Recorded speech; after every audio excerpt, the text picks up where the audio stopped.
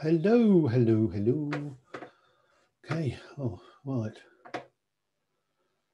Oh.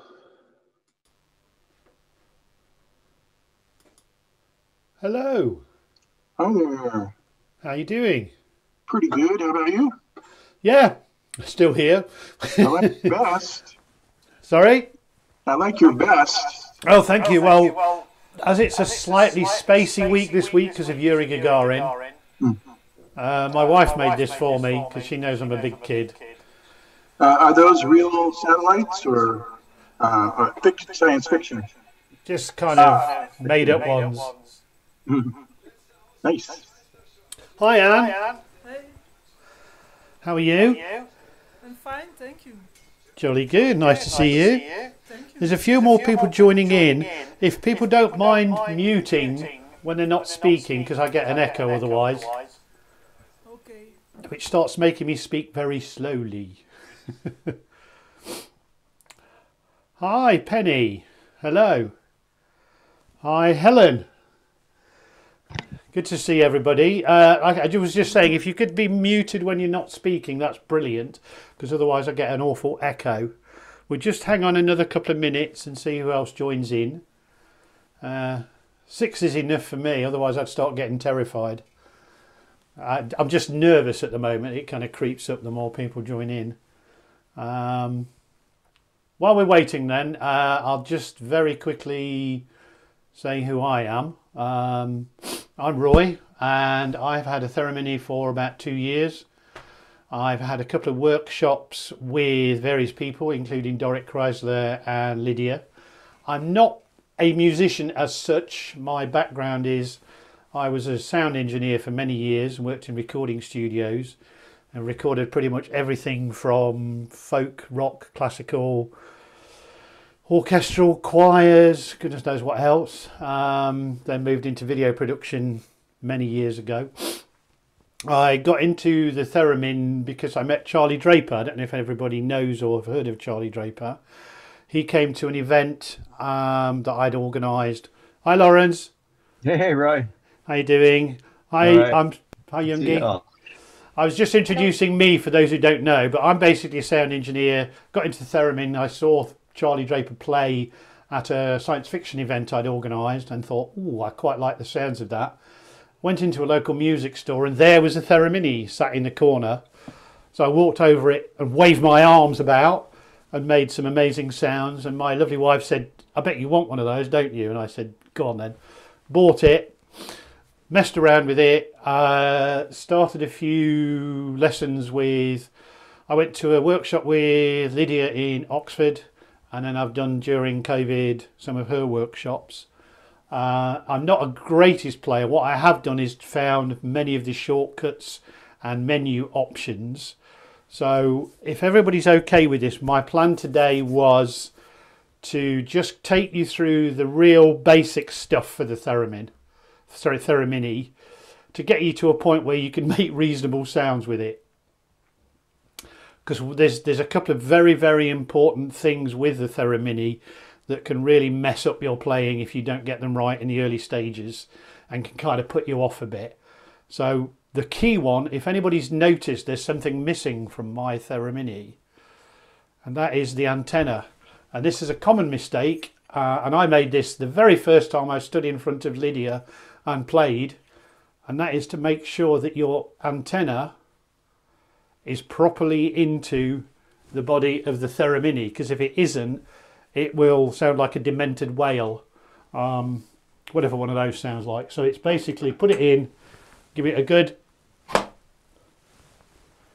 okay, and it clicks in, and it's quite hard to pull out. If it's not like that, you will really find it quite difficult to play.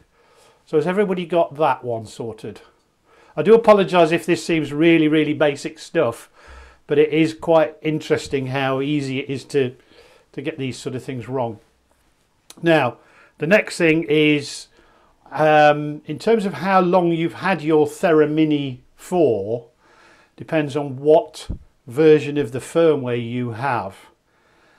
And it would be handy if I know that everybody is on the most up-to-date one, which is 1.1. The way to check this is, I don't know if you can see if you have your finger on the setup button, so make sure turn your therminis off first of all.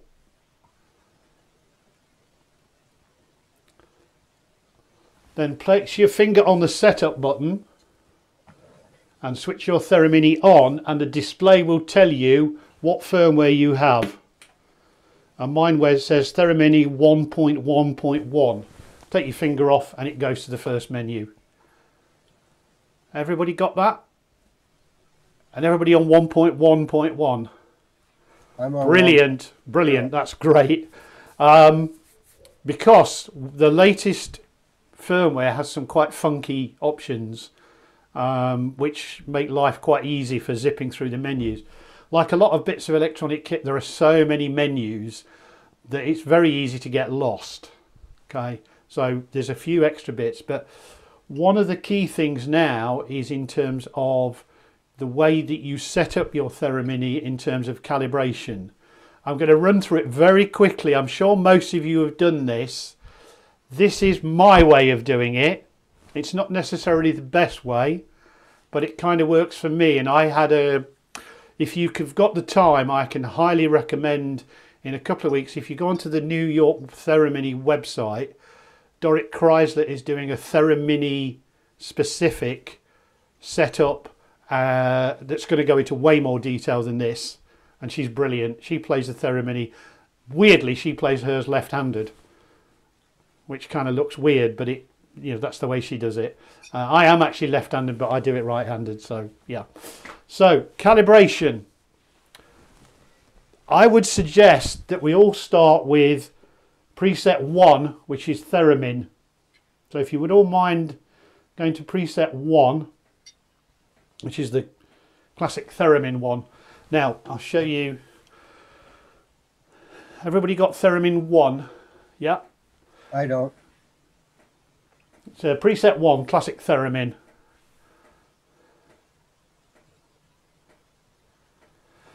Now what you need to do is, if you press setup, you'll get a menu and it says scale, which is setup, and root calibrate. So if you press root, in fact if you actually hold the button down for a fairly lengthy time, it will go into the calibration menu anyway. So has everybody got a calibration menu that says calibration at the top?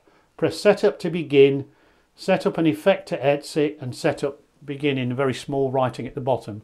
Everybody got that? Yeah, cool.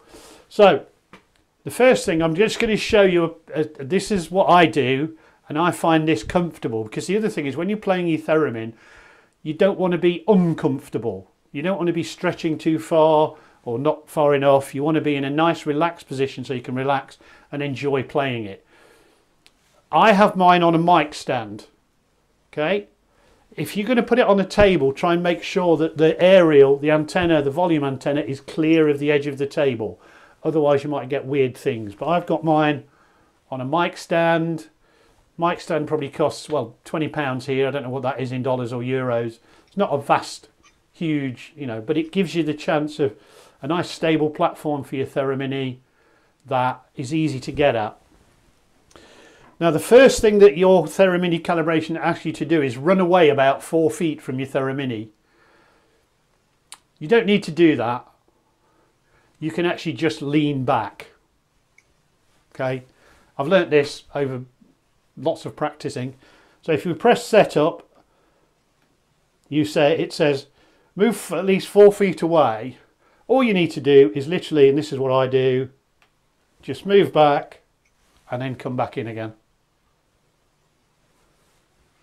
You don't need to run out of the room, disappear off, jump in your car, anything like that. Just move so it's just, a little bit of clearer.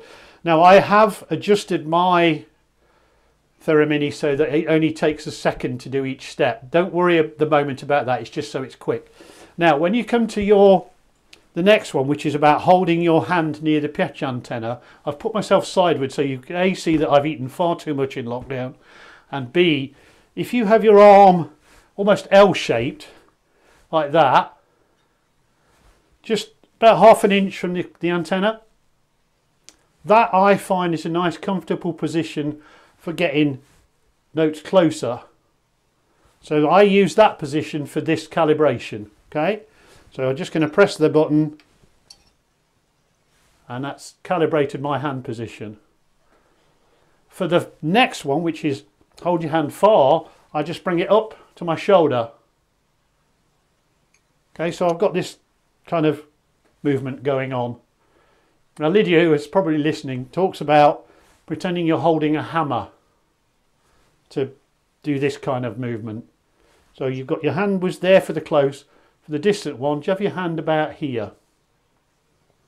You can move further away, but this is just, as I say, a kind of nice middle ground setup position. So if you've got your hand there, press the button, and that's that. So you've set, in a sense, the rough range of notes you can play with your hand movement.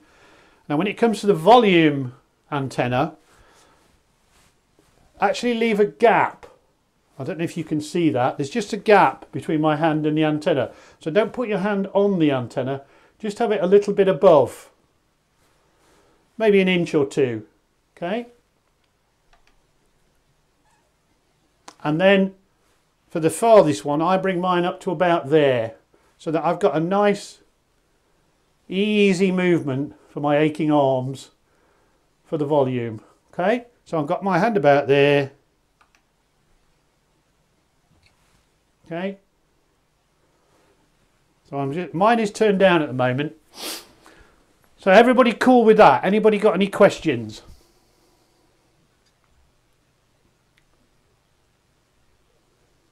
Cool. Right, that's good. Now, the extra little bit of something that you get in 1.1.1 that you may or may not know about is what's called Theremin mode. And that makes your Thermini behave a little bit like a theremin, in that you know you've got your controls. That's on the top you've got your volume, pitch correction, amount and presets. Okay, if you're connecting your Thermini to an amp or a set of speakers, you know that the only way to turn it down is to either put your hand on the volume antenna or drape a cable over. Theremin gets you out of that Theremin mode because it changes the controls to work slightly differently, and I'll show you very quickly. I'm going to have to go into screen share, so you'll have to give me a second because I practiced this so much earlier on and it didn't always work. Okay, but hopefully you will see this in a second. Okay, you should see this as my iPhone in a second. Okay, and if I go to the camera, okay, so we've got here this volume control, and what that does is it affects the volume coming out of the speaker on the top and the sound out of your headphone socket. It's great listening to the Theremin through headphones, really is fantastic, especially some of the stereo effects. Pitch correction, that's the button that kind of, when you set it, it moves where your hand position is for the note to the nearest note and creates full notes. But it's not very good for when you really want to start getting into playing properly. It's a bit of a cheat. It's useful in the early days, but I would be tempted to switch that off. I turn it all the way down. Okay. Then you've got amount, which is the effect, and the preset control. So if you, for now, if you could turn the amount control all the way down and the pitch correction all the way down, you'll see here it says classic theremin, and the scale says Ionian, and the root is C, and the preset. If you press the scale button, you can change that, and I would change that to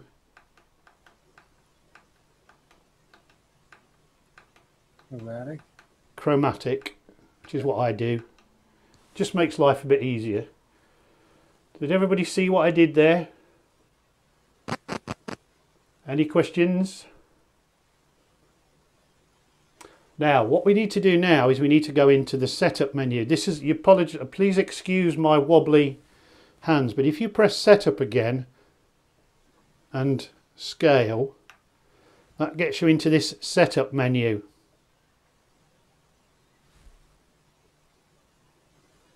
So if everybody's in the setup menu, just give me a quick thumbs up.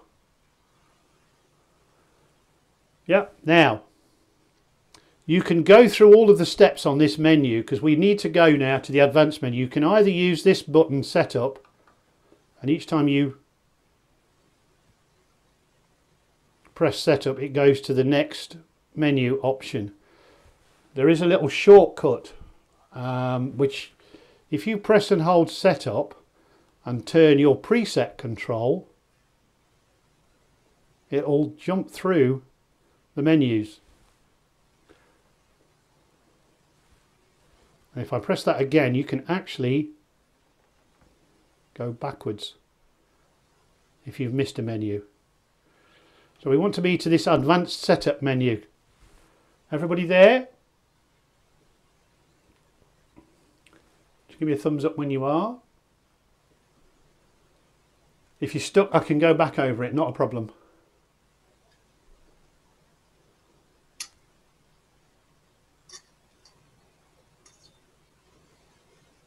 Everybody got it?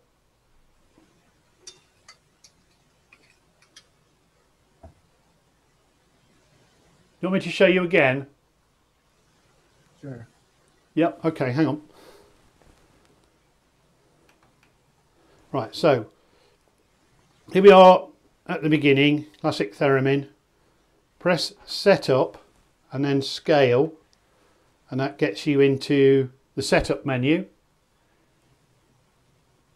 Okay, then if you keep pressing setup, you'll scroll through all the different menus and eventually you'll get to this advanced setup page. Yeah, everybody got there? Cool. Now you need to press effect to get into the next page. Now you can see here it says advanced setup.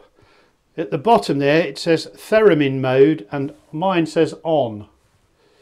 If you press setup till you're on the Theremin mode thing, you turn it on and off by turning the preset control, and if you could switch that on,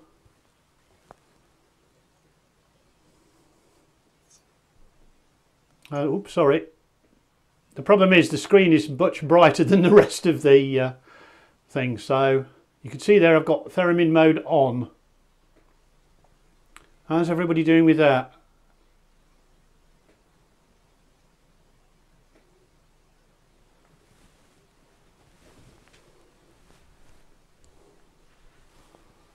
Yeah, everybody got that on? Right, so now that's on, just keep pressing setup.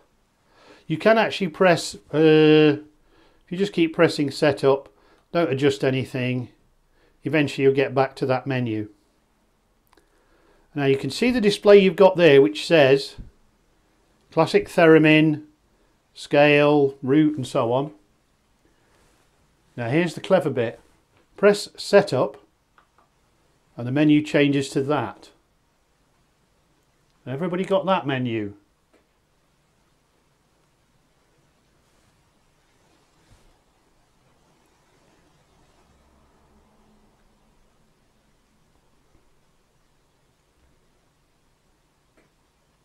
Cool.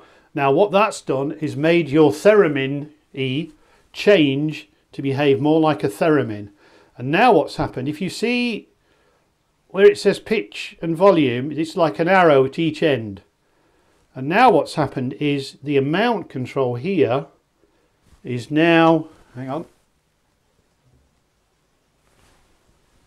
a volume control.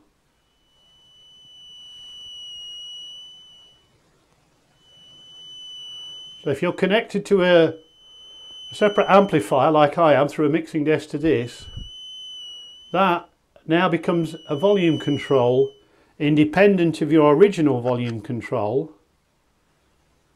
Now the next thing you want to do is your pitch correction control now acts like the tuning knob on a Theremin. So if you stick it to the 12 o'clock position, so it's about halfway, Yeah. And you now turn, I'm going to put my volume up.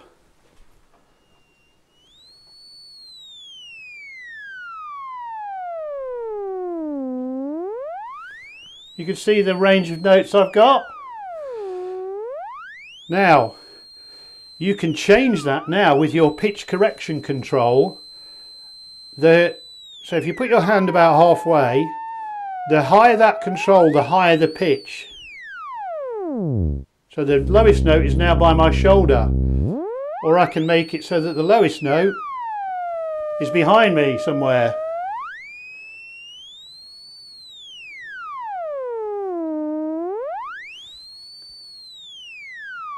So that's kind of like a fine tuning. You did your calibration, which gave you an overall calibration of the thermini. Now you're in theremin mode. This pitch correction control gives you a fine tuning of the notes and the length of your arm. I'm going to stop sharing screen now and give you all a chance to ask me any questions if you have any. Any questions? And I know you've got a theremin, so this is now, because of the theremin mode we've put this in, the pitch correction control on the thermini now acts like your tuning control. So how's everybody finding that? Fire away. Penny, you got a question? Unmute yourself. Yeah.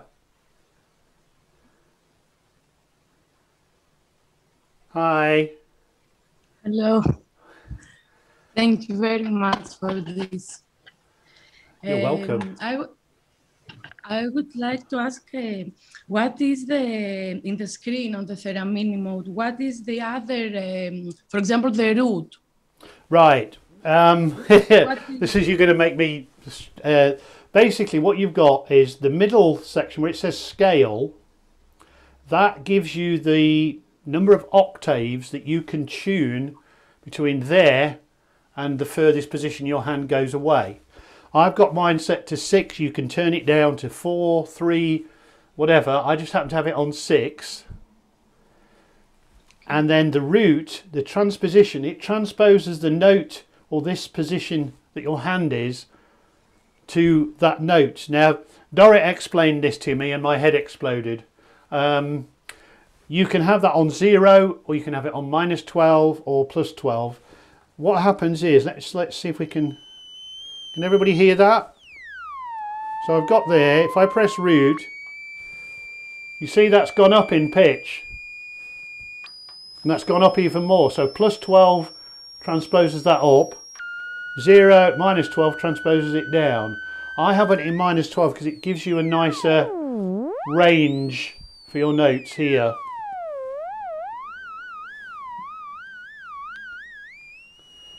But I like the fact that now the amount is the volume control and you don't have to mess around sticking cables over the antenna. You can very quickly, especially for something like this workshop, I can turn it up and down as I need it. Okay? Okay. Now, Thermini mode only seems to work with the Theremin preset, except when you go to other presets, it retains some of the control, so you still have the volume control. But I'm going to stick to Thermini mode for now and Theremin preset, because if you go to a workshop, you will find that this is a good base position to learn your musical activities from. I mean, I don't read music. What I have to do, if anybody sends me a score, I have to sit there and study it, and I write it out. So I'll write, you know, C, D, D, E, whatever.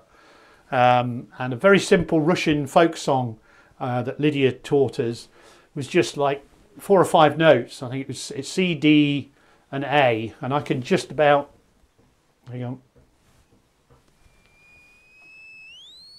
So you can use the display to find your first note. So, see, for me, C4, which is the middle, is a bit too near to me, so I'm going to just move it.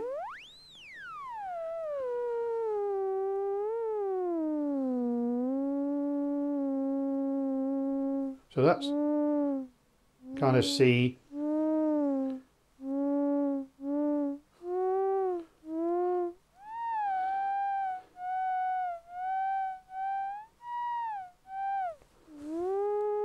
Terrible. But that's what I've tried to learn is, and it's something that you can do by playing along with other pieces of music. Try and match the sound you're creating and the pitch of the sound you're creating to the piece of music you're listening to. I mean, you can use it if you've got a piano, if you've got a keyboard, you know, you can play a note and try and match it. Because what you want to try and get out of the habit of is glaring at the screen, looking at the notes, and actually learning to play it musically. Yeah. Now, I'm not saying that my technique is absolutely correct. What I've tried to give you here is just really the basic setup and how to get into theremin mode, because that's a really good place to start learning music. You can have fun with everything else and whatever you want to do, but if you want to really start learning music, this is a good kind of level playing field to start from. Has anybody else got any other questions? I can't do. Go on. In the chat. Anywhere that conditions and change humidity and temperature. So basically, is temperature or humidity affecting any settings? Well, interestingly enough, one of the things a lot of people say is you need to have your theremin in a room with nothing around you, you know, in lots of space. I'm in my study, which is 6 feet across, so I can actually touch both walls with my hands. There, I'll show you that. And this width here is 8 feet. So I'm in the smallest room in my house, and my theremin works. I've got a Wi-Fi transmitter just there that's not interfering with it. What I would recommend though is calibrate your thermini every time you come to it. If your thermini is in the same place tomorrow, for some weird reason, whoever's law it is, it will have changed. There's a famous rule, anything that can go wrong will go wrong. So if you calibrate every time you come to your theremin, you're reducing the risk of that happening. Most times it's fine. I tend to find most days it's fine, and then every now and again it's a bit off. But if you use the theremin setting, go through that calibration, and then in the theremin mode, use your pitch corrector to fine tune, you'll pretty much get a consistency to your setup and to your playing. Does that make sense, everybody? I've never done this before, so I'm terrified and I'm worried I'm rambling on.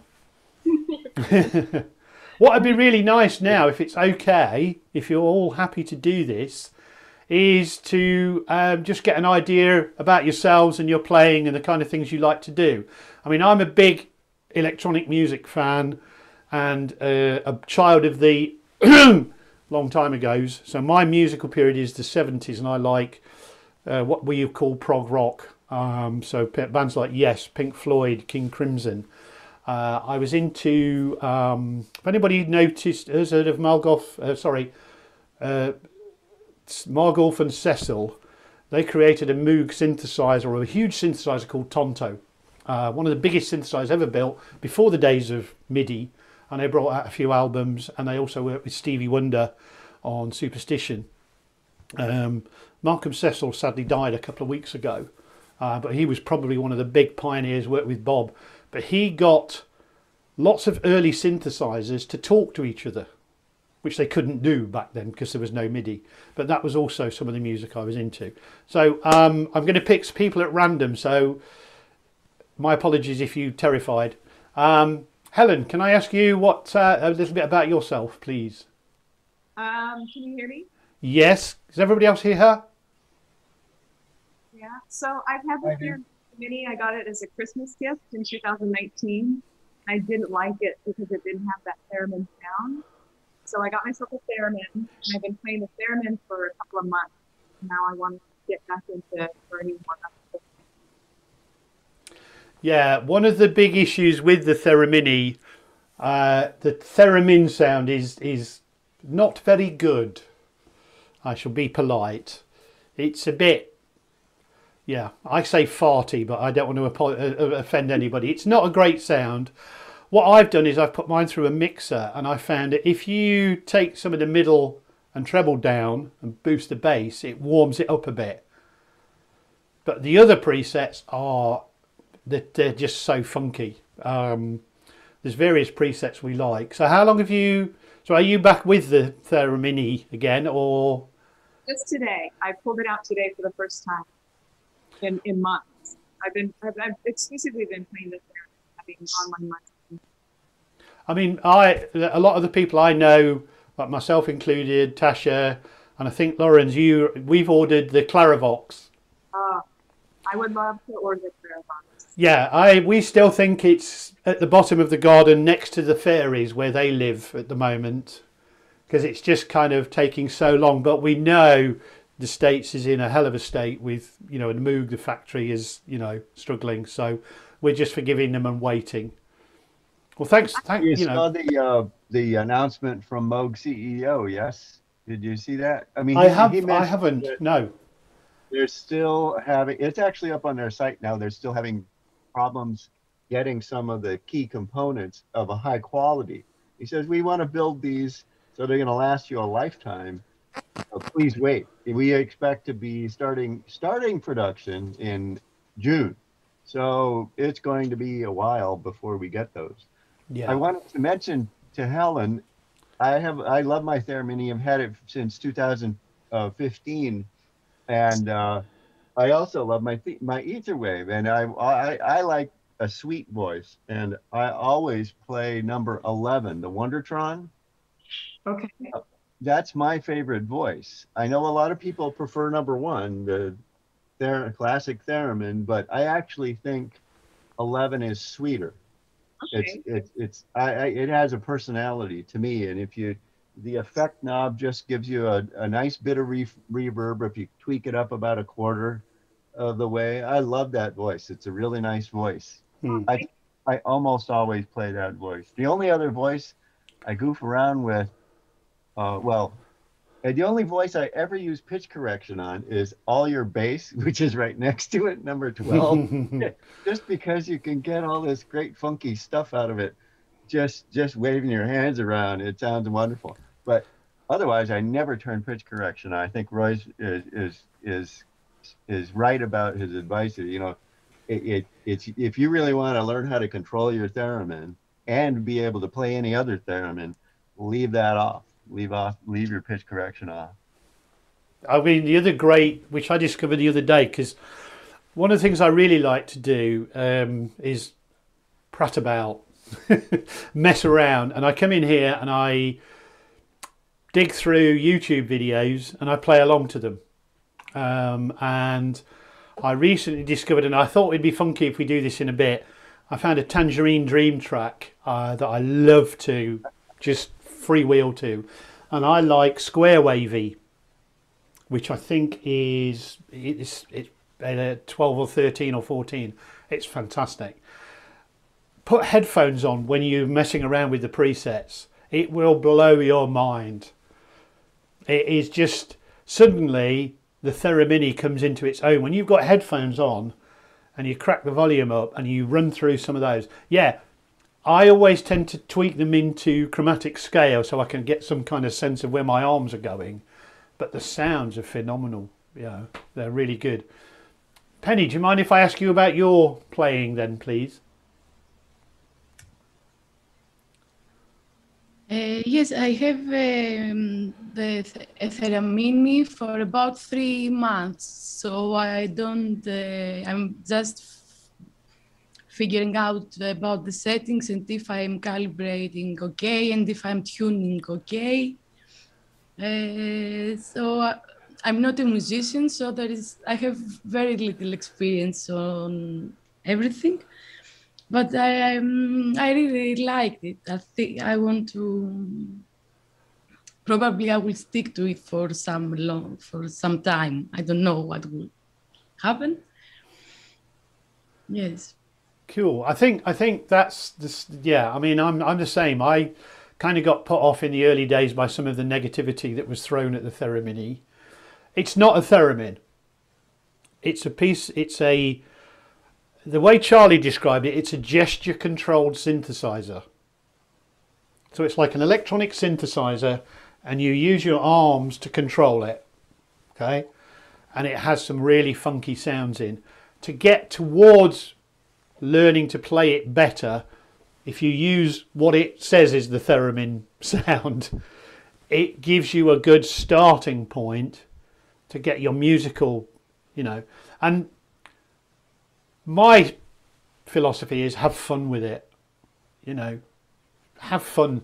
If you're not enjoying it, get rid of it, but enjoy it and don't get too uptight about how you play compared to anyone else.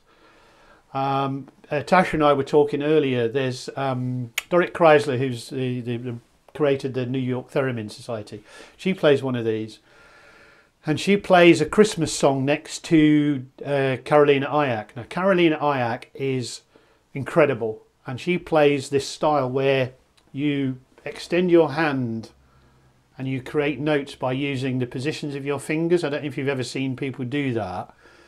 Whereas Dorit kind of seems to play just by moving her hand like that. The two next to each other sound wonderful.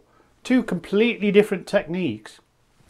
And in the workshop that Tasha and I went to with Dorit, she says, find your way. Find what works for you. Because we're all different. I mean, Lawrence, do you mind if I ask how you play? Because I love your technique. I think it's incredible. You're very kind. Yeah, I am in the habit of calling my technique feral because I couldn't do a lot of this stuff the way everybody else was doing due to a career in computers back when keyboards could hurt you. So I rotate my hands on the wrist axis more and use my whole arm and wave them in and out. But let me show you something. I also have some really eccentric techniques that I don't necessarily recommend, but they help play some things that I could not otherwise play. Oh, let me turn off the wah-wah pedal and turn on.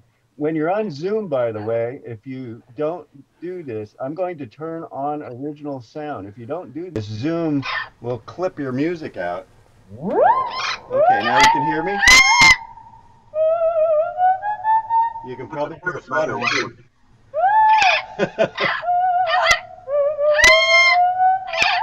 So, see, I just I collapse my hand and swing it out like that.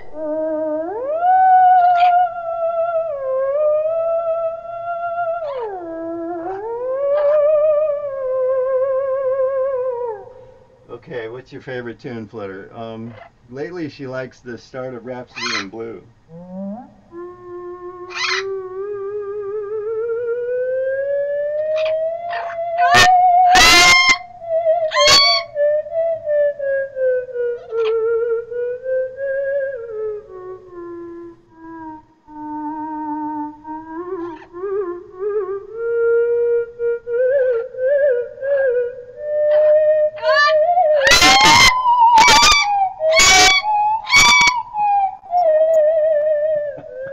Yeah, so I got some accompaniment here. I'm really lucky that she's a very tolerant audience. But I don't have my Thermini today. I lent it to a colleague of mine and his son, who've had it for a few weeks, and they're having a good time with that. So I have my ether wave out. I have two other Theremins, an open Theremin Uno, and a Hobbs. But anyway, so I don't know if anybody has any questions about that. Oh, let me show you something else eccentric that I do. If you want to play rapid notes, it's very difficult on a theremin. But you can play the volume field, anywhere around. And Amelia Stickney has a technique she calls the walking gait, where she's clapping her fingers into her thumb, like that, on the back of the field. Now, if you just pass through the null point, you can get a note on each side.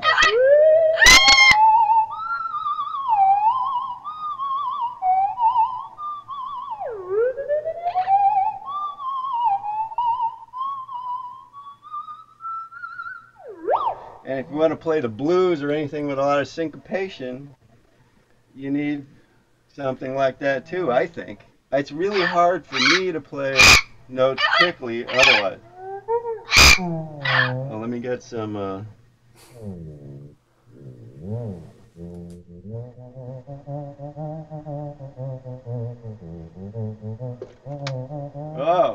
and usually theremin is a really safe instrument to play, but this is the only way you can injure yourself on a theremin that I know is smacking your finger on the volume antenna when you try doing this thing.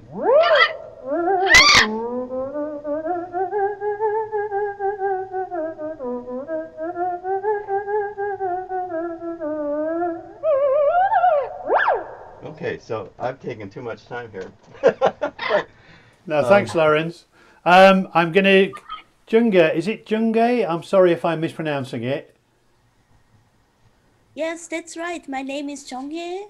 Yeah, what's your playing background? Yes, I'm a musician. I'm doing experimental music. And then I began with Theremin since last year. And then I had once last year concert, and then we had a problem because of the Theremin. It produced kind of very strange noise, disturbing noise sound of the high frequency. So actually, I want to ask you whether someone has the same bad experience about this noise problem. I don't listen you. Maybe it's just... that's it, yeah. The Theremin doesn't seem to like to be near other theremins. Yes, but actually the Theremin, that was the only Theremin which I had, and then actually the stage was very large. It was a huge church, and actually there was nothing, but still I had the sound, this very strange sound, which sounds like motor in high frequency. And this sounds I don't have in my studio, which is 11 quadrat meters. So, and then with the very loud speaker system, like PA system, I had the feeling that something is, something was, had kind of power to enlarged or something.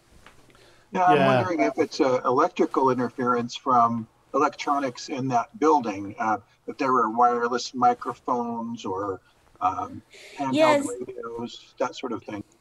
Yes, I used to do some recording work at a church, and the radio frequencies of the microphones got changed by the U.S. government, and so now there's a risk that your microphone you bought a few years ago could pick up police radio conversations. It sounds very much like some electrical interference, similar to what Rick was just saying. I find if I have my Theremin downstairs, I've got a sound bar which transmits sound from one speaker to another, and it interferes with the Theremin. Up here in this room, which I said is tiny, and the hub for the Wi-Fi is there, I got no problems. But downstairs, it's just, the things you can try to get rid of interference is try a different socket, a different power source. Yes. According to Moog, I discovered recently you can actually use a battery to power your Theremin. If you get a 12-volt battery, nothing more, nothing less, you can run your Theremin from a battery. That may get rid of the interference. I don't know. I can't guarantee that, but that at least is getting rid of anything that's coming up the power supply. because that could be Yes. where it picks it up from. I know people have had problems with, I think it's iPhone chargers. They kind of seem to transmit a weird electrical wave that interferes with some theraminis and theramins. Yes, Oh. someone told me to use battery, but I don't know how to do that. Yeah, I mean, the power supply for the Theramini has a plug on it. It might be worth. Well, there's another thing you can try. I don't know. In this country, anyway, in the UK, you can buy, you can get sockets and Yes. extension sockets that have suppression built into them. They have electronics in them to get rid of radio interference. I have one on this, which is maybe why this works up here. I have I mean, everything in here, the iMac, the mixing desk, everything is all connected to a socket that has one of these suppression things in. So you could maybe search on Amazon and just look Yes. for, extension cable with suppression. With suppression. Yeah, suppression. And you might get somewhere. Surge protection is sometimes that's what we see it on our label. Surge protection, is that what you're calling? Yeah, surge protection, and I mean, Right. Some kind of isolation. yeah, RF filter. yeah. Is it possible that you write on the chat so that I can just copy it the exact? Sorry, I haven't been the keeping line? up with the chat. A few people have. Yeah. I would mention too. I mean, do expect your Theramini to be more fickle about about conditions. I've taken my Theramini several places, and half of them it was charming and behaved itself, and the other half I could not play it because of something or another. In all of those situations, I had another theremin with me, and I would turn that off. But certainly, if you have another theremin like an ether wave within 10 feet of your theramini, you're going to be in trouble. But as far as noise goes, in my experience, there have been, there are two main things: getting the surge, the protection power strip with, especially if you can get one with an RF filter. Rick's right about that. That helps an extra dimension of keeping noise out of the power. If that's where the noise is coming from, that'll help. Sometimes it's just in the air, though. There was somebody on a group that lived pretty close to some power transformers, and it was hopeless until she took it out of that building. I know churches can be, because of their age and the fact that they've often had electrical wiring added later, they're not always terribly well connected and wired up. I mean, I used to do live sound years ago, and we'd play in churches with a big PA system, and there'd be from lights, all kinds of nonsense. And I used to mess around with the earth connections. I mean, I've kind of got a bit of an electronics background, but I could change earths and use transformer boxes and RF suppression to get rid of it. It's worth looking for one of these isolated power supply connectors that goes from whatever the main socket is on the wall to your Theramini, to see if it's got RF protection, surge protection, and those kind of things. See if that works. You can obviously, I could probably make, you can make a battery power supply that's 12 volts, but you've got to obviously know what you're doing. But yeah, interference occurs in the strangest of places. When I was in Oxford with Lydia, the Theramini wouldn't work in the room with all the theramins at all. It would zap them, It would, it's the theremin killer. And do you ever get problems with your theremin and interference? Because you've got is it an ether wave? Wait, sorry, were you asking? Anne's got. I saw that Anne had a theremin. Is it an ether wave? It's an old one, old MOOC, Yeah. and I bought it like 10 years ago. So it's not I have to exercise my English. It's not so good, but it's not the same as you have. It's an, I don't know, just a basic one, and I started playing like I was in art school, and I built some sculptures that came out of the wall, and then I wanted to make like a noise if you passed the sculptures, that it would make a noise. So a teacher taught me about the theremin, but I didn't manage to make the sounds with the sculptures, but I bought the theremin, and then I started playing. Just I had a workshop with Barbara Buchholz once, and then I did some little stuff with people here in the area, like more like a puppet game, and you make some noises with it, for example, and stuff like that, or with dances, and then you make just noises with stuff that's happening. And now I started again. I started also the music school, because I didn't understand anything that Barbara told me with the octave stuff. And now I play also like clarinet, and so yes, and now I started again. Yeah. So back to your problem with the interference, Jungi. Just try different places in the church to connect to.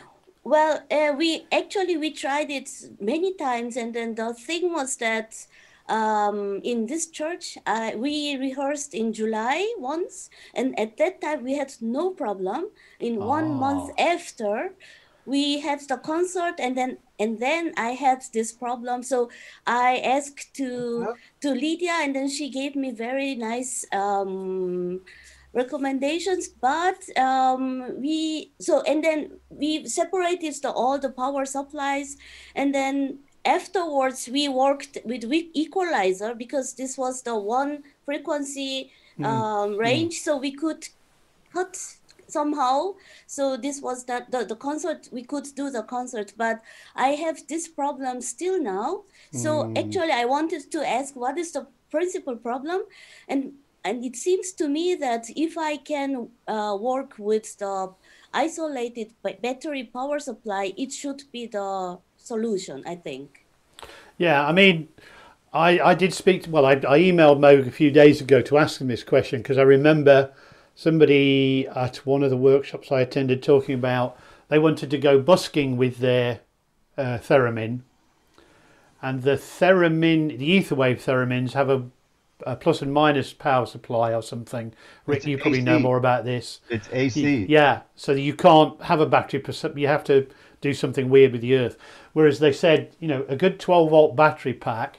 So what you could do is, if you got, I don't know how long they would last, but you can get from, I think it's Amazon, they're little plastic battery holders. Yes. And they hold a certain number of, the battery. Here we go. I've got one. Double A's. Double A's. Yeah. I mean, these are the very thin. Whoops. Yes. But you can get the next one up. Triple A's. And I'm going to suggest something to something. I mean, especially if you're going to play in a concert, I think that would be worth a try. But someone I know in New York is playing in parks with his ether wave with one of these little emergency power supplies that has a mains outlet on it, right? Yeah. He just plugs his regular stuff into that. It's going to cost you more. It might cost you 100 euros or something for, it's one of these things you'd use in a blackout when the power goes out. You can get them for less than that, I'm sure. And the thermini won't draw a lot of power. It may depend on what your amp is like, because you want to plug your amp into the same circuit. Make sure everything, like your amp and your theremin, are on the same power strip and coming out of it. But try I would go for something beefier than battery than regular flashlight battery. Yeah, you could get those. The things I think they're for cars, and they have like a jump leads. Some of them I've seen do have a power socket on them.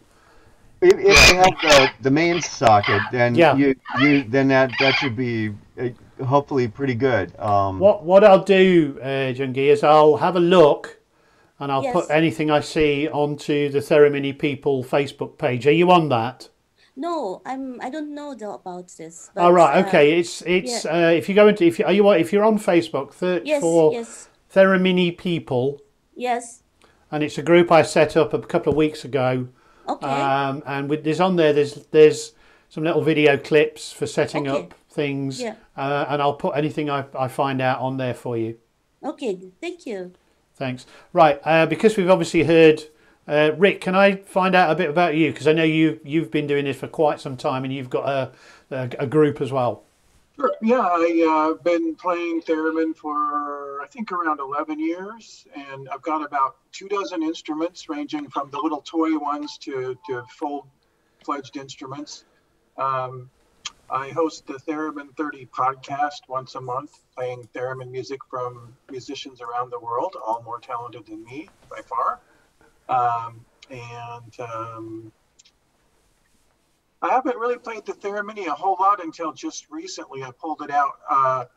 I took that seminar with Dorrit and found out that some of my setup choices were part of the problem of why I was having trouble getting a steady tone out of the instrument.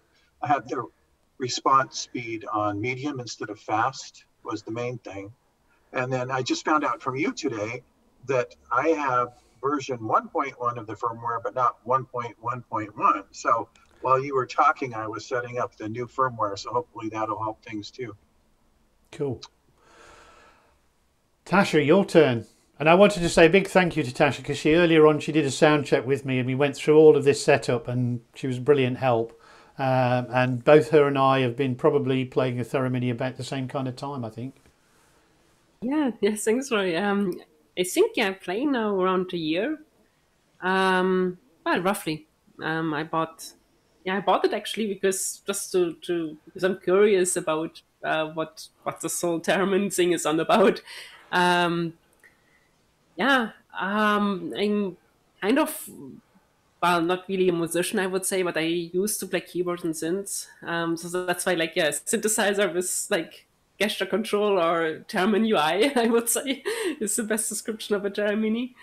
I love the sounds of it. So same what Lawrence was saying, you have your different sounds, like all the bass is one of my favorites as well, or the soy one thing. But yeah, like they're really cool sounds and you can do really cool effects. And yeah, use the editor as well. So we haven't really covered that yet. So there's an editor that, well, it works very well with Windows, but I heard it's having some trouble with iPads, I think, but it works fine on my Windows laptop. It's kind of really awesome because it is then really like a synth. So you can actually choose your waveforms and what kind of filters. So coming from the synth background, like it's really cool to experiment with that and try other presets. So there's some, I think, posted presets as well. I don't know if it's in the group, but yeah. Yeah, Rick posted a whole load of presets you can download, which are also on the Theremin People site. Exactly. So it's like a librarian. Like it's basically you can just load other people's presets and or share them with you, or you can create different ones and share them with other people, which is really cool. So I like all that. So just wondering, actually, does anyone ever here in this group tried the CV or the MIDI settings? Because that is one thing I haven't really got into, and I know we did Yeah. the MIDI and CV, but I never. I used the CV. I mean, I envy your synth background. When I got my Theremin and I started to look at their software, I realized how little I knew about synthesizers, except theoretically. I have an electronics background myself, but I don't know how to drive a synth. So I got myself a Werkstatt, a Moog Werkstatt, which is just a small, relatively inexpensive, really minimal but very robust Moog synthesizer they had produced for a class. Relatively inexpensive. I ran the pitch CV to the Werkstatt, and the I was running basically kind of a drone following note on the pitch. And now because it isn't controlled by the volume, this pitch sound would be available all the time, and I could play what I was playing on top of that. It was fun. It was a good experiment. Now, there must be so much more you could do with that, but it does work. It's just, I wish they had, why not put one more jack on there and have both pitch and volume? Yeah. I wonder why it also may simply have been bandwidth on the whatever CPU they have in there is not, super high powered. It's got to do, D to A and all this fun stuff to make the voltages real time. And it's a design that's now close to a decade old. So who knows what horsepower is in there. But I wish they had both, CVs out. I would experiment more. Yeah. But it does work. I mean, MIDI, for those who... does everybody know what MIDI is? Thumbs up or thumbs down? Right. I'm old enough to remember when it was invented. I know I don't look it. Please don't, hold back. 1981. Well, it stands for Musical Instrument Digital Interface. And back in I think it was the 80s when it came out, like I was saying earlier, lots of synthesizers would not talk to each other. Moog wouldn't talk to ARP, wouldn't talk to Yamaha, wouldn't talk to anything. So if you bought a synth, you had to stick with that brand. Then they decided, they got together and created MIDI. And what MIDI is it's a way of keyboards and synthesizers talking to each other. And when it first started, it used to use these funny little DIN round plugs with about 5 pins in. Now you've got USB and other things, but effectively what happens is you have a keyboard and you can connect that keyboard via MIDI to a box that makes the noises. Ooh. And it transmits the how hard you press the keys, what the pitches are, all that information goes through this bit of wire into the box and makes the sounds. That's the simplest way of talking about it. And so what you could do was you could then buy your Moog and you could plug via MIDI to your Yamaha and you could play a note on the Moog and it would play the same note on the Yamaha. And some people, what they would do is they would have like an electronic piano which had MIDI and they would hook it up to another synth that had, say, string sounds. And so when they played a lovely piano sound on their Yamaha P45, their Moog or their whatever would accompany it with the same notes but with a string sound, and you could layer sound. So it's a way of different electronic keyboards talking to each other and sharing information. The MIDI on the Theremin, unfortunately, doesn't transmit the notes for some strange reason. So if I hooked this up to a Moog synth and played C, it wouldn't play C on the synth. But you can make it control some of the parameters on the synth, I believe. So you can make it adjust some of the controls, but not note information. I don't know why that is. I don't fully understand it. It seems a ridiculous oversight, but there it is. I think there's a way around it. I haven't tried this myself, but I think you can set it up to send pitch bend information. Yeah. And then depending on what other instruments you have, you can set them up to interpret pitch bend. So it'll play a note and then you bend the pitch up and down the scale. Yeah. So it's not playing a specific note, but it'd be more like playing a theremin where you have continuous tones. Yeah, I mean, I've tried to connect it to GarageBand because in GarageBand there are certain built-in keyboard sounds and it just won't, I can't get it to do it. Whereas I've got an old Yamaha DJX keyboard and I can plug that to GarageBand. If everybody's got a Mac, obviously you get GarageBand for free and it has some really nice sounds in it. It's a bit of a pain in the backside to work your way through it. But there are some good videos. It's always worth, if you ever get stuck on something, ask the internet. You'll get about 20 million answers and one of them might be the right one. But usually there's a video somewhere that shows you how to do it. There is a video that does show you how to connect the Theremin to a synth.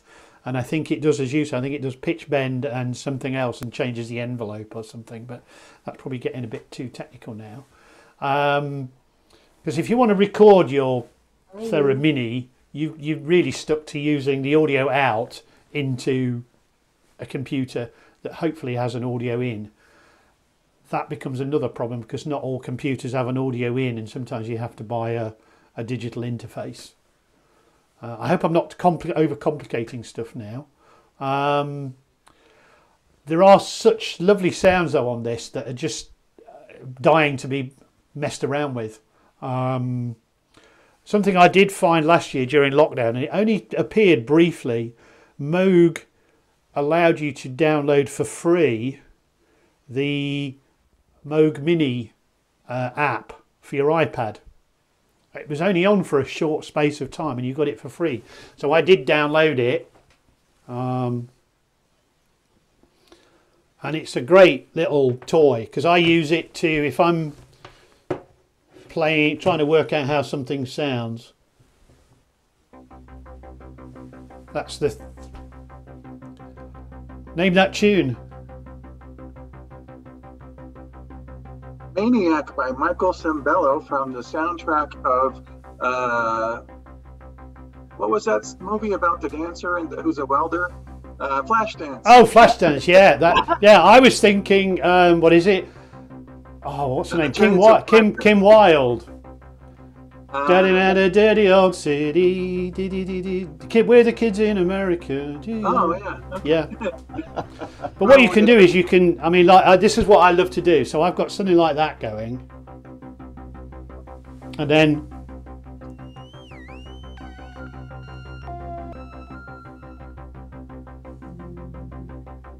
hang on, I'll get there eventually.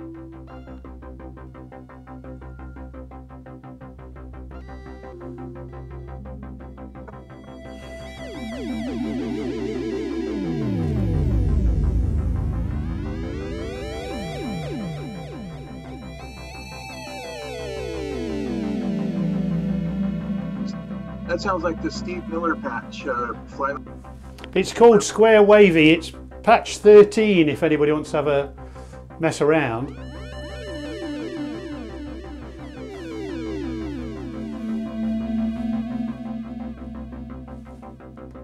But what I do...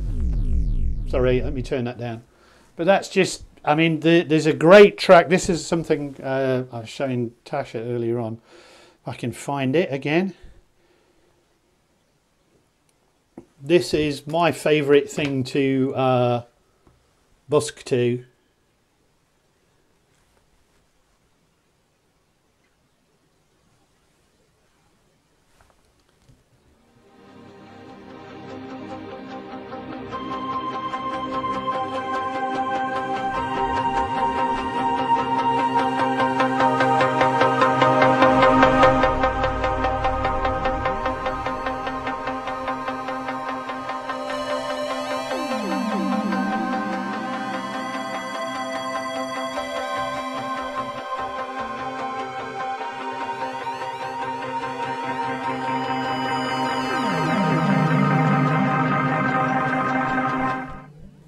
That's a track called Monolight by Tangerine Dream, and it just goes on like that for ages, so you can just have fun with it. I know. Any other questions? Well, I was just going to mention that that type of music is one way that you can use the CV outs effectively. Like if you have modular synthesizers that's playing a repeating pattern like that, you can use the Theremin to change the cutoff filter settings on the synthesizer or to change the speed of the LFO. So the music's being generated by the synthesizer, but by being adjusted by the Theremin. I mean, there's so much you can do with it. It's just, like I say, you can get very, very complicated with it, or you can keep it nice and straightforward. One question that did come up not long ago, which was obviously the loudspeaker on the top of the Theremin isn't great, which is why I say if you really want to enjoy the sounds of it, wear some headphones. It will blow your mind. If you are going to use an amplifier with it, for concerts or what anything. You want an amp that's got a good clean sound that doesn't change the sound in any way. I use a guitar amp, but I set it into what's called clean mode, so it doesn't change the sound, and it's got a reasonable loudspeaker in it. Some people use these little, Jeff's got one there, like a little monitor box, and I think they're about, what, $100? No, this one I think was about $300. Yeah. But I really like it a lot. Yeah, I mean, again, it's a very personal choice with amps, and it's worth, if you're going to buy one, trying to get, I mean, obviously, you know, at the moment with COVID, I mean, our music shops have just reopened here, so we can actually go into a store and try things out. But for now, before you kind of spend any serious money on amps and other bits and pieces, just enjoy the Theremin as it is, and really, you know, have a good play with the settings. The editor, which is another option, unfortunately, and I've had a word with Moog about this, you basically connect your USB cable from your Theremin to your computer and you download the editor off the Moog site. I think you have to register first, but it will connect to either an iPad, a Mac, Windows computer, whatever, and give the option to do a bit more playing around and editing sounds. If you've got a Mac and you've just upgraded to Big Sur, which is the latest version, unfortunately you can't, it doesn't work. They haven't changed the editor software to work with Big Sur yet. It's supposed to be within the next month. I did copy a post that I got from Moog onto the Theremin people site just to share that information. So hopefully within the next month or two there could be some quite interesting things happen with this. I hope so. The problem with the Theremin is when it was first created it wasn't very good, and it needed a lot of things changing on it. They changed that, it got better, then they brought out version 1.1.1 with the Theremin mode and it got better still. I like it, I enjoy it, I think it's a fun instrument. Some Theremin players kind of look down their noses at it slightly, but don't let that worry you. You know, enjoy it, have fun with it, and if you have any more questions, either, you know, contact me through the Theremin people Facebook page, PM me, whatever, and I'll do my best to answer it. I'm just hoping you've all enjoyed today. It's the first time I've ever done this and I'm still terrified. You're doing great, right? It's brilliant. I want to show you my amp that I bought to go with my Theremin because it looks similar. Oh yes, this is really funky. I love this. A bass port in the back. It actually sounds pretty good. It's a Bluetooth speaker. I think I paid around $100 for it, and you can buy two of them if you want to hook them up together to hear stereo. But I just have just the one, and then it comes with a tripod with wooden legs. So it has a really funky look to it. I don't perform in public very often, but if I do again and use the Theremin, this would be what I would use to go with it, just because they look fun together. I think it'd be great if you had one of those over each shoulder. Yeah. Yeah. People say it should draw an eyeball look. Yeah, that would be cool. Yeah, yeah. Has anybody got any other questions? Oh, I just have another mention. From what I've heard from Jorrit, the Clarivox uses the same sort of setup controls that the Theremin does. So it sounds like it's a Theremin and a Theremin in the same cabinet. Right. The conversation I had with Jorrit a while ago was not unlike that. And I don't know if anybody, there was a really fantastic workshop with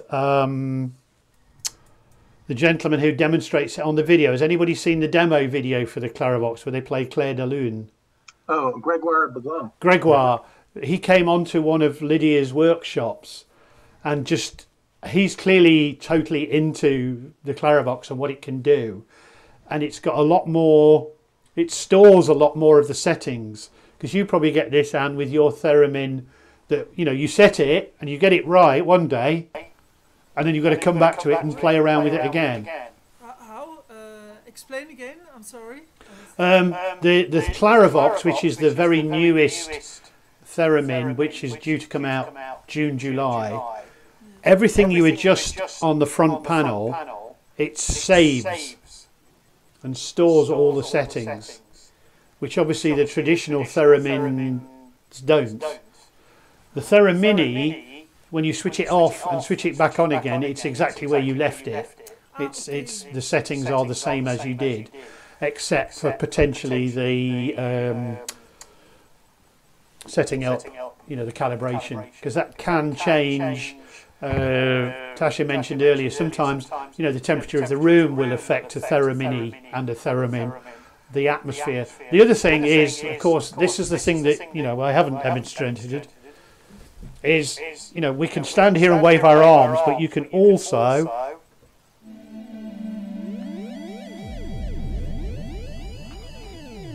use your entire body. And if you're as crazy as I am and happen to be a Jedi Knight,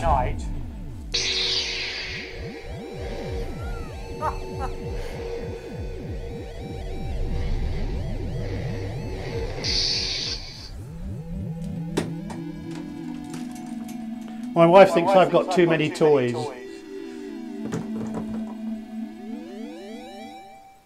So that's, I have seen, I think it's Carolina Ayak has sat her pet rabbit next to her Theremin, and it moves around and plays tunes. And it was interesting, and what you were saying about dancers and a Theremin, because I can't remember who it was who tried that. Was it Wilco or Thierry? I know somebody else has tried the same thing, of dancers moving near Theremins, and they said the problem was dancers don't always listen to the music, they listen for the beat, so they didn't interact with the Theremin as well as it had been hoped. Lara Rockman tried that. Sorry again, Jeff? Lara Rockman tried it with a device that Theremin created for dancing. Wasn't that called a terpsitone or something like that? I don't remember. Yeah, I think it was. Yeah, it's quite an old. I think there's a film of it on YouTube somewhere. Yeah. Yeah, 4 dancers. There was a responsive floor of some type. Alan, can you mute your microphone? You're the one causing the echo. Yeah, done it. Any other questions, anybody? And I mean, as I say, anybody wants to. Sorry, Anne, hang on. You just need to unmute yourself. I thought I had.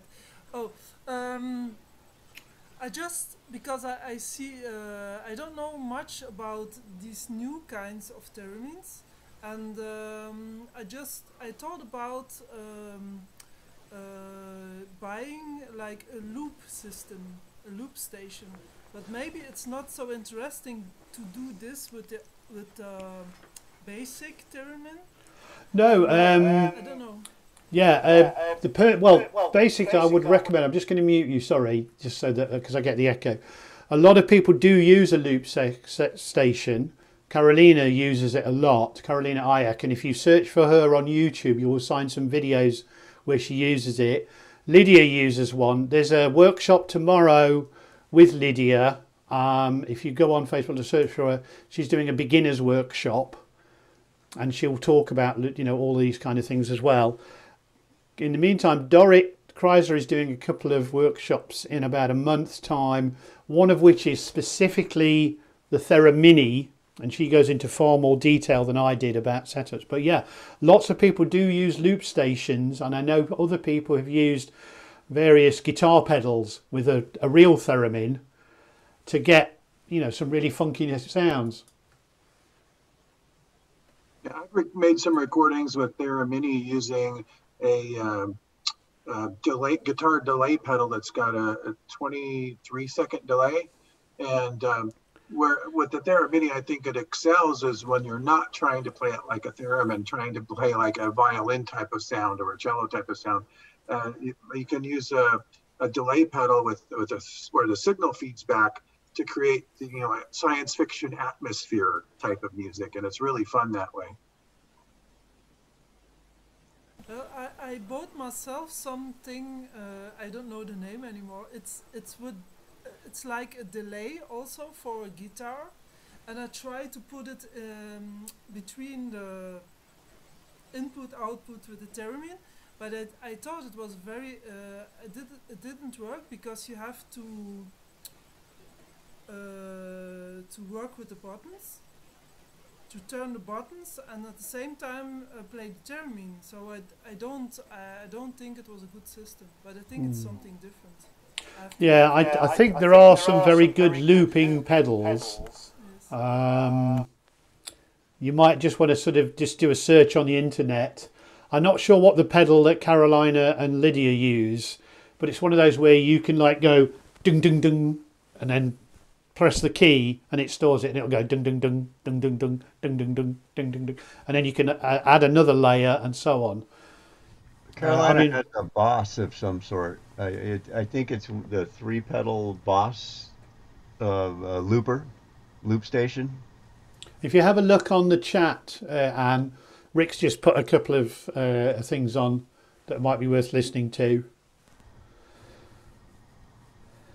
I mean, I worked with a guitar player a few years ago, a guy called Gordon Giltrap, an English guitar player, and he used this amazing box and he would multi-layer guitar sounds. And if anybody's a fan of King Crimson, Robert Fripp, who used to do a lot of multi-layering in the sort of 70s and 80s, where he would play a guitar sound and loop it and then add another layer and another layer and another layer, which is what you can do with these loop stations. The more money you spend, the more you get out of it. But there are some nice, from what I remember, there's some, I think Boss, as you said, Roland and people like that do some ones that where I think you play the sound and then you hit the thing with your foot and then it loops. So then you haven't got that problem you were talking about of trying to mess around with knobs and things. So you kind of, Frippertronics. I happen to have up there, which you can't see, but I've got a Frippertronics actually used 2 Revox tape recorders stood on their side with the tape going, and I've got one of the Revox tape recorders up there, not the one that Robert Fripp had, but that was my first album, was King Crimson in the Court of the Crimson King. I won't tell you what my second one was. I think it was probably Alice Cooper, because I was a bit wild and I used to dress as Alice Cooper and wear eye makeup. Yeah, so I did have hair then. Yeah, luckily there are no photographs. I just want to ask before we go where everybody is from. I'm in Denver, Colorado in USA. Where's everyone else? Anne, where are you from? Belgium. Lawrence? New York City. Penny?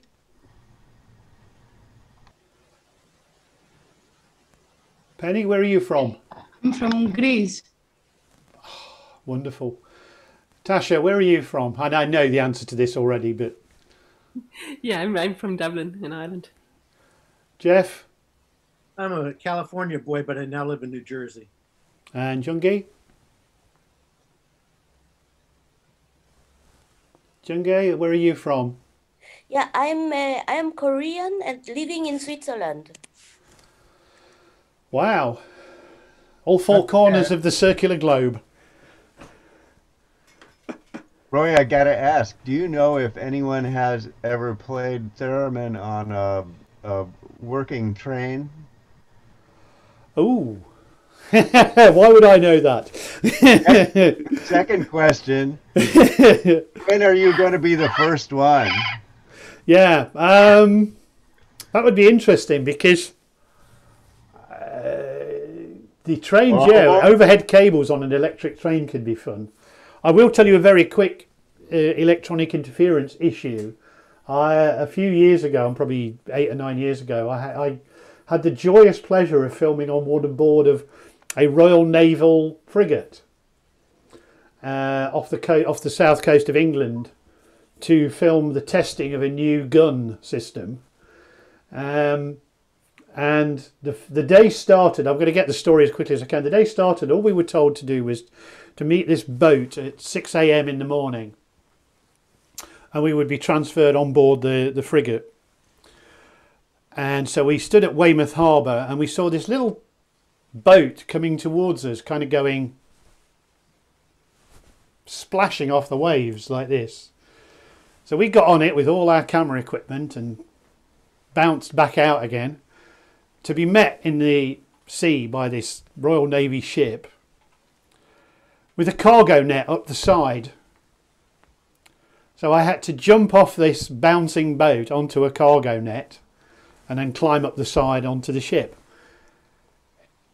We then found that whenever we went below deck, none of our equipment worked. The camera wouldn't work, the monitors wouldn't work, nothing would work. As soon as we came above deck, it worked. And apparently, this is top secret, so I can tell you, but then I will have to shoot you. It's classified. The ships have a huge magnetic field around them to bend radar, and that's why it wouldn't work. So I'm wondering if with an electric train, I think a steam train you'd probably be okay. But anything with, I mean, back to Younger, your interference thing, air transformers, big motors put out huge amounts of interference. Because the other thing it could be, when I first got married in 1976, before many of you were born, some guy taped my wedding, and all we got all the way through it was a police car radio cutting into it, because a police car parked outside the church for some reason. Taxis, you get taxis radios blasting over, you know, sometimes you get it come over your TV or your speaker system or whatever. So the other thing you might find in the church is that maybe there's some churches do this, they sell roof space to aerials for local companies, you know, like taxi firms and things like that. So it could be RF. So the suppression, the power thing could help you sort out that. Any other questions? Has everybody had fun? I hope they have. Does anybody want to just have a jam for a minute or two? Everybody switch their mic on and we all play some silly sounds, or haven't had enough? Can I ask about the response that Rick mentioned before? In the screen there is a response thing. Oh yeah, where you can choose fast or medium. I want to ask, what does it what does it stand for, and why should I have it on fast? Rick, I'll let you answer that one. Well, I think the way to explain it is it's how fast the synthesizer in the Theremin responds to your hand movement. So if it's on the fast setting, it's going to be the most accurate tracking. If you have it on medium or slow, there's going to be an intentional lag, and I'm not sure why they added that feature, why you would want it to be slow. Yeah, I was always wondering that. It's like, wow, and the default isn't fast, is it? It's medium or something. Yeah, I think the default is medium. Yeah. And where I was why would you? Yeah, the problem I was having with mine is that I couldn't hold a steady, constant note. It would wobble. And when I changed it to fast, and it seemed to be more steady. The pitch was more steady. Because I think it was, you know, the shakiness in my hand was getting exaggerated by having it on medium or slow. Yeah, this was something that Dorrit went into in her workshop for the Theremin. She's got one, I think it's in May. Yeah. She knows far more than I do, and I wouldn't want to give you the wrong information. I know where it is in the menus. It's in that advanced menu where we found Theremin mode, and I think it's just above it, and it's got medium and fast, and its response. Because she does a whole her workshop, which is about just an hour on just setting up the Theremin, and I can highly recommend it. You know, if you've spent, you know, a couple of £100 on the Theremin, you know, the cost of her workshop will make you fall back in love with your Theremin. Is the easiest way I can put it, which is what I did. And then a couple of weeks ago, the other thing I did find for me, I don't know if anybody's had this problem, because I'm slightly broad and the Theremin is quite small. I find that the best way for me to play is to actually angle the Theremin slightly so that this antenna is further away than the volume antenna. it just gives me a bit more room to wave my arms around and play. Because obviously the ether wave, the real theremins are slightly longer. And so they're that bit easier. So I just found, the other thing is obviously whether you play standing up or sitting down, it's good to have the theremin, or even theremini rather, at kind of a comfortable height, so that, you know, there my arm is comfortable for the volume. And this thing about not having, you know, having a space here between your hand when it's all the way down to lower the volume and up, that little space just gives you a bit finer control when you're doing your calibration. I don't know if anybody, obviously Jeff, you missed the calibration thing at the beginning. I went very quickly through a basic, real fast calibration, but I tend to, for the near position, I do that. So my arms at like an L shape. For this position there, volume lowest there, highest there, and it just gives you, for me, it gives you a good starting point. You can play around with it after that, but yeah, there's so many settings in here that if you don't get them right, you'll start to hate the theremini, and if you get them right, you'll be in love with it. But unfortunately, the Moog book is not the best in terms of instructions. So, you know, I'm happy to help anybody in any way I can. If anybody wants to PM me afterwards or join the Thermini people group, as I say, I'm not an expert, I'm a keen amateur, and I want to enjoy it and play it and get some funkiness out of it. Does anybody want to have a jam for a bit?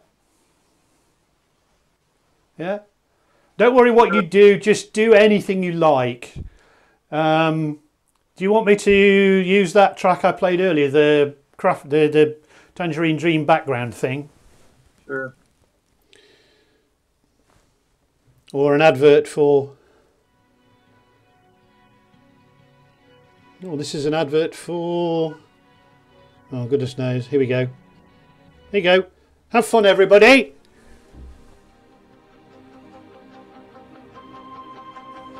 Just do what you like. I like square wavy myself.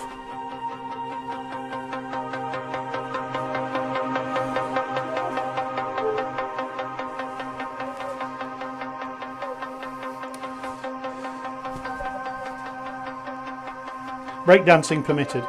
I'll turn my mic off. Enjoy yourselves.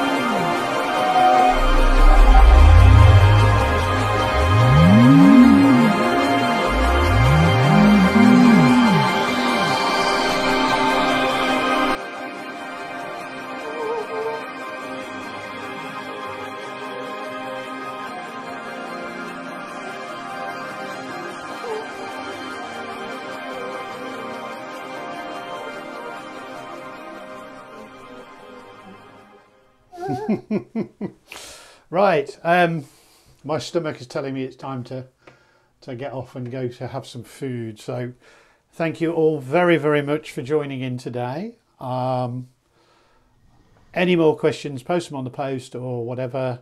And as I say, tomorrow there is Lydia's got a beginners workshop.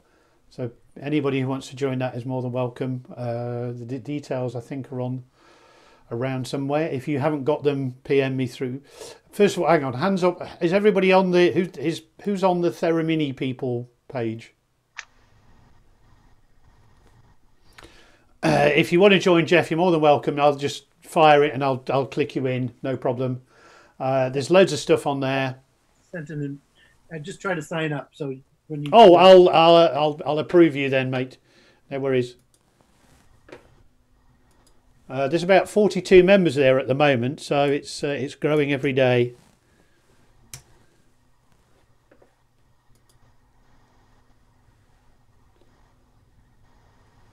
Well, thanks. Nice to see everybody. Yeah, lovely to meet everybody. Thank you for joining in. Thank you for taking part. If I pluck up the courage, I might do another one next month. We'll see how it goes. But it's been great fun. Thanks for talking to me, and take care, everyone. Bye-bye. Thank you. Thank you. Nice to see you. Thank you, Roy. See ya. See you tomorrow, possibly. Yes, if I'm still